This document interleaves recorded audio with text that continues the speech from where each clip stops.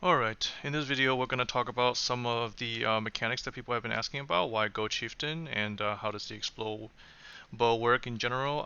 It looks like a lot of other content creators are already making some videos on this, but I just want to go over why I chose to play Chieftain. So first of all, let's talk about how this mechanic works. So in the Crucible League, there's a mechanic where on two-handers, notably the one we want is bows, you can roll this mod that says totems explode on death, dealing 600% of their life as physical damage. And then there's another node that you can get that says there's a 70% chance to summon two totems instead. So um, what this does is that there's a kind of an interesting interaction where if you throw a bunch of traps and you have multiple traps and cluster traps linked to the totems, what they do is that they'll summon a ton of totems at the same time, and when they do, they replace the old totems, which then explode and deal their life as physical damage to enemies. So there's a couple of issues with this. Is that one, it has insanely high base damage. Um, I mean, literally any version of this build is going to have somewhere in the neighborhood of like 30 million damage with absolutely zero investment in damage. So that's the first thing it has going for it. We're going to look at the math in a little bit. The second thing is that because the damage is so high, there's two ways you can go. The most popular one seems to be going poison, which then you can hit dot cap with essentially no investment, and then you can just build all tank, and then you can do all content, including Ubers and such. Now, the reason I went with Chieftain is because I don't want to play Poison. I want to play Herald of Ash because Herald of Ash has very good screen pop. It just has like a very nice, satisfying feel to it, especially if you get like a Gloom Shrine or something. It's very nice.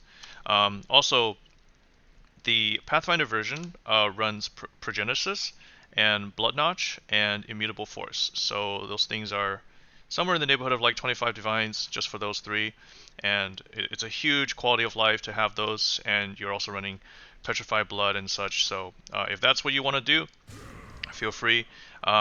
You can also go, but because the build has so much base damage, you can actually go Transcendence, Lore Weave as well, and just convert all your damage taken to Elemental.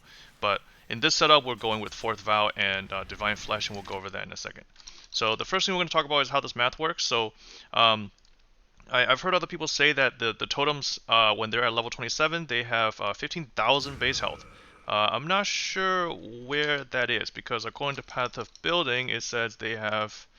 Let me just show you real quick. It says they have 9,200.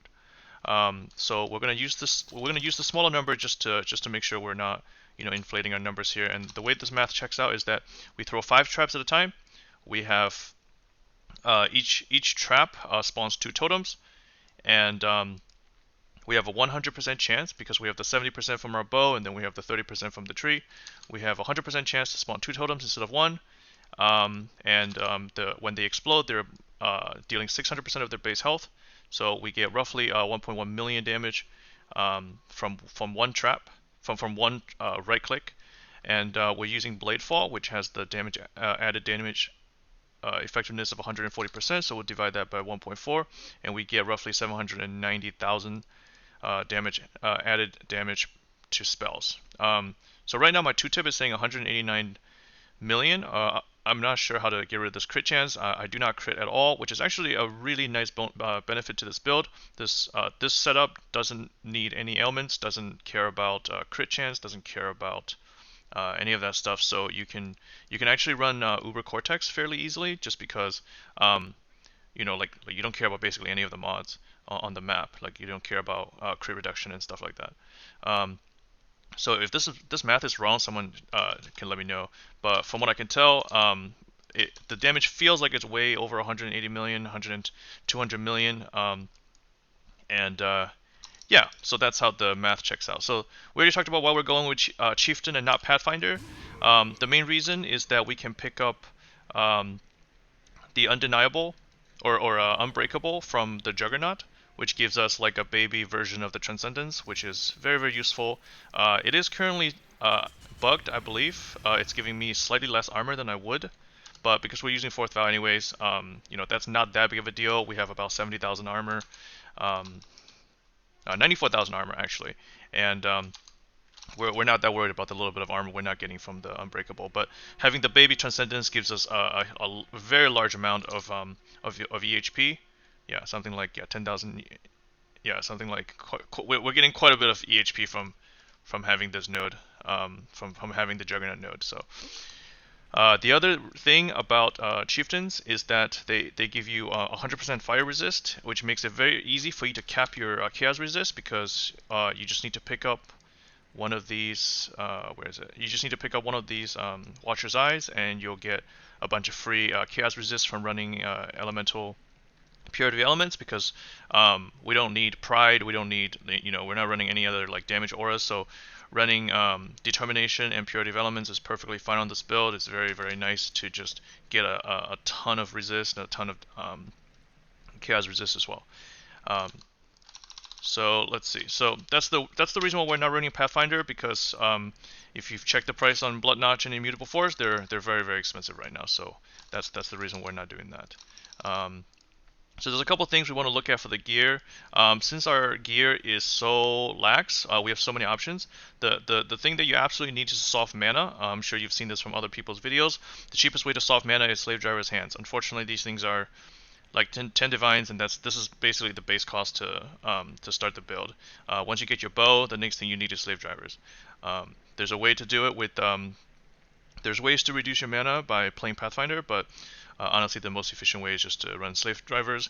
This build has roughly 2,000 regen per second, so you don't care about the life cost on Slave Drivers at all.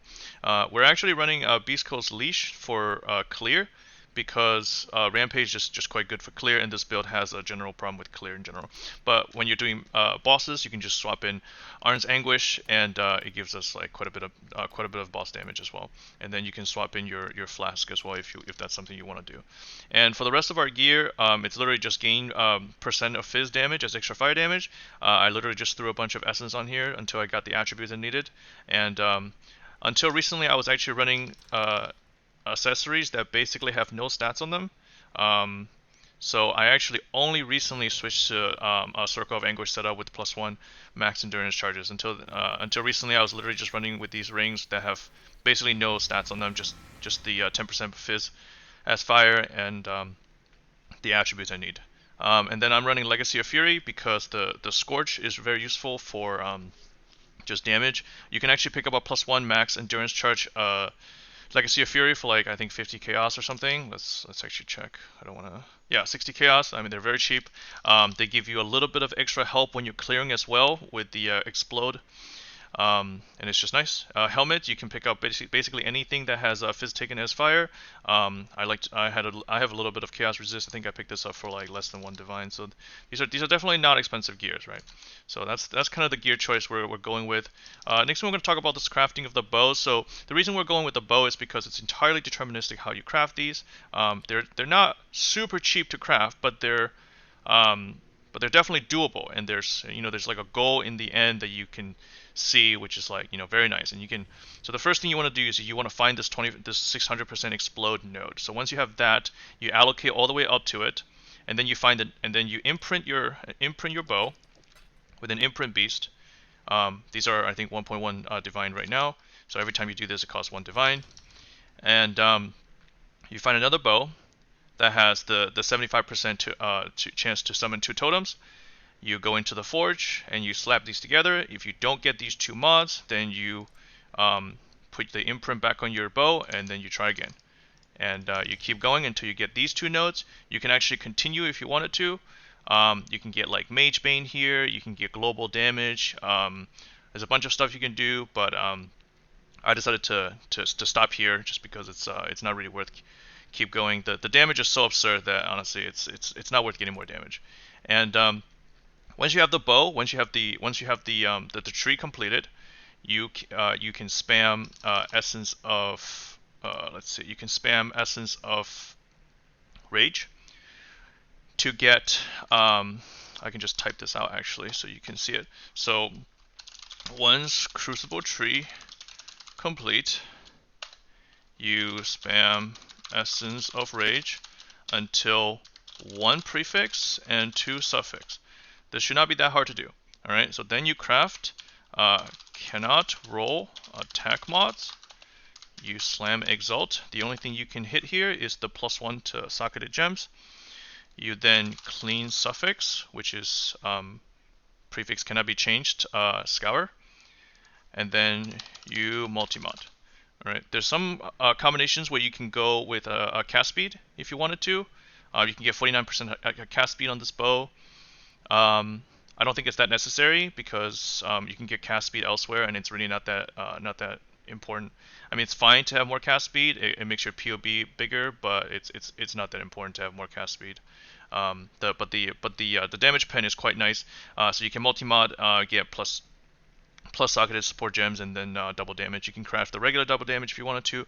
I don't mind pressing an extra button for focus, for bossing and stuff. So that's fine. All right, and so somebody made a really good video. I'm going to link it in the description about Fourth Vow and Divine Flesh. Basically what it does is that armor also applies to chaos damage taken from hits. So what we're doing is that we're maxing our chaos resist, and we're picking up this node called Divine Flesh. So 50% of all elemental damage is taken as chaos damage. So what that does is that 50% of all elemental damage we take. So when you open a map and it says monsters deal 180% extra damage as 100% of fizz damage as extra fire damage. So what's happening is that 180% of extra fire damage, half of that is being taken as chaos.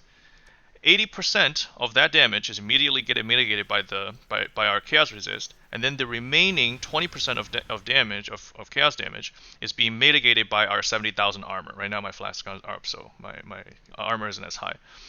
And then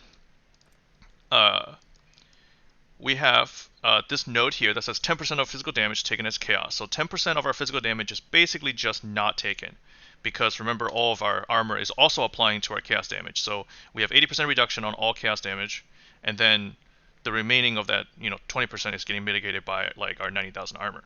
And there's another interesting thing here. This also works with your unbreakable. So the other half of the elemental damage that you're not transferring to chaos, you're mitigating with 8% of your armor as well. So that's quite nice. And then we are a Chieftain. So we're automatically taking 20% of our fizz, of all physical damage as fire, which we have quite a bit of max fire resist, 82%. And then we have from our helmet, we're getting another 8% and 6%. So about a third of all physical damage we're taking as fire, which then gets mitigated twice, right? And then 10% of that of all physical damage is being taken as chaos. So just under half of all physical damage we take is being taken as something else, which are mitigated almost entirely. And because we have so much regen, so right now we don't have the totems up. So we have 1147 regen per second without any of these totems up. But if we had any of these rejuvenation totems up, we go up to quite a bit more. Yeah, so we have about 1800, 1900 regen when we have the regen totems up, and we also get regen from being a chieftain and having endurance charges. We don't get endurance charges when we're in boss mode, but we still get a lot of armor. We still get a lot of regen, and we pick up all the regen nodes on the way, just because we, like I said, we have so much damage that it's almost entirely unnecessary to pick up more damage, right? So we're pretty much just picking up survivability at this point. And we do have 60% less physical damage. 60% less extra damage taken from critical strikes. And I'm also running an energized armor here, so I can get quite a bit more armor. And I think this is giving me something in the neighborhood of like 20% more armor or something like that. It's quite a bit of armor. I can actually check here if I unspec this. Yeah, it's giving me 20,000 more armor, so it's quite a bit. I really like this. I think it's very underrated. For a build like this, where you have so much damage already, you basically don't need any more damage. So that's pretty much it. I've been able to complete all of the Uber bosses at this point. I'm only level 93, and I've been able to clear literally every single content in the game. and very comfortably as well. So if you have any questions, leave it in the comment, or you can hit me up on Discord on Reddit. So thank you for watching the video. I don't regularly make Path of Exile content, but somebody asked, so here it is. Thank you.